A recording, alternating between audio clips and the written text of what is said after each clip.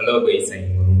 செயற்கையாக சூரிய கிரகணத்தை உருவாக்கி ஆர்டிஃபிஷியலாக சோலார் எக்லிப்ஸை உருவாக்கி சூரியனோட அவுட்டர் லேயரான கொரோனாவை ஸ்டடி பண்ணுறதுக்கு யூரோப்பியன் ஸ்பேஸ் ஏஜென்சி ப்ரோபா 3 என்னும் மிஷின் மூலம் அக்கல்டர் என்னும் சேட்டலைட்டையும் கொரோனாகிராஃப் என்னும் சேட்டலைட்டையும் உருவாக்கியிருக்காங்க. இந்த 2 சேட்டலைட்டையும் இந்தியாவோட இஸ்ரோ சக்ஸஸ்ஃபுல்லாக லான்ச் பண்ணியிருக்காங்க.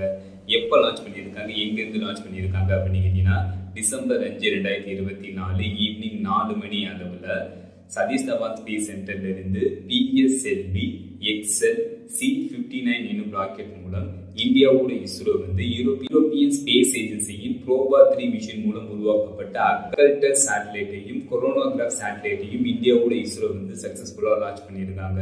சக்சஸ்ஃபுல்லா லான்ச் ஆனதுக்கு அப்புறம் இந்த 2 சேட்டலைட்டும் அதோட ஆர்பிட்ல சக்சஸ்ஃபுல்லா நிலைநிறுத்தப்பட்டிருக்கு அப்படின்னு இந்தியாவோட இஸ்ரோ தெரிவிச்சிருக்காங்க. 2 சேட்டலைட்டும் பூமியை 600 கிலோமீட்டர்ஸ்ல இருந்து 60,500 கிலோமீட்டர்ஸ் வரை பூமியை 2 சேட்டலைட்டும் பூமியை எலிப்டிக்கல் ஆர்பிட் பண்ணும் அப்படின்ட்டு யூரோப்பியன் ஸ்பேஸ் ஏஜென்சி அவங்க தெரிவிச்சிருக்காங்க.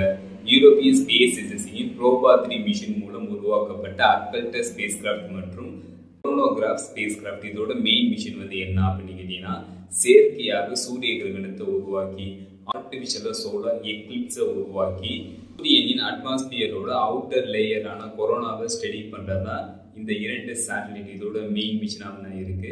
இதுல அக்கல்டர் ஸ்பேஸ் கிராஃப்ட் செயற்கையாக சூரிய கிரகணத்தை உருவாக்கும். அதாவது அக்கல்டர் ஸ்பேஸ் கிராஃப்ட் சூரிய ஒளியை மறைக்கும், சன்லைட்டை மறைக்கும்.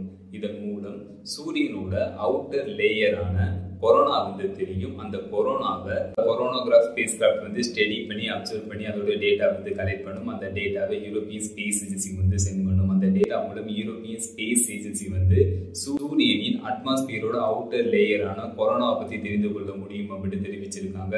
அதுக்கப்புறம் சூரிய புயல், சோலார் ஸ்டோம்ஸ் மற்றும் solar wind, electro magnetic radiations போன்றவற்றை பற்றி தெரிந்து கொள்ள முடியும் அப்படின்ட்டு யூரோப்பியன் ஸ்பேஸ் ஏஜென்சி அவங்க தெரிவிச்சிருக்காங்க. ப்ரோபா 3 மிஷின் மூலம் அனுப்பப்பட்ட அக்கல்டர் ஸ்பேஸ் கிராஃப்ட் மற்றும் கொரோனாகிராஃப் ஸ்பேஸ் கிராஃப்ட் 2 வருடங்கள் ஒர்க் பண்ணும் அப்படி யூரோப்பியன் ஸ்பேஸ் ஏஜென்சி தெரிவிச்சிருக்காங்க. ஒவ்வொரு வருடமும் 50 முறை செயற்கையாக சூரிய கிரகணத்தை உருவாக்கி ஆய்வு செய்யப்படும், ஸ்டடி பண்ணப்படும் அப்படின்ட்டு அந்த ஸ்டடி 6 மணி நேரம் நீடிக்கும் அப்படின்ட்டு யூரோப்பியன் ஸ்பேஸ் ஏஜென்சி தெரிவிச்சிருக்காங்க. ஏன் இயற்கையான சூரிய கிரகணத்துல சூரியனோட அவுட்டர் லேயரான கொரோனாவை ஸ்டடி பண்ண முடியாதா அப்படின்னு கேட்டீங்கன்னா, இயற்கையான சூரிய கிரகணம் 18 மாதத்துக்கு 2 இல்லைன்னா 3 முறை மட்டும்தான் இயற்கையான சூரிய கிரகணம் ஏற்படும்.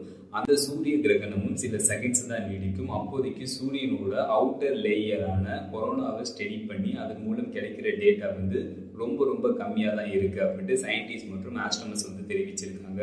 அதனாலதான் செயற்கையாக சூரிய கிரகணத்தை உருவாக்கி சூரியனோட அவுட்டர் லேயரான கொரோனாவை ஸ்டடி பண்றதுக்கு ப்ரோபா 3 மிஷினை யூரோப்பியன் ஸ்பேஸ் ஏஜென்சி இம்ப்ளிமெண்ட் பண்ணியிருக்காங்க. ப்ரோபா 3 மிஷின் மூலம் யூரோப்பியன் ஸ்பேஸ் ஏஜென்சி சூரியனோட அவுட்டர் லேயரான கொரோனாவை பத்தி தெரிந்து கொள்ள முடியும் அப்படின்ட்டோம்.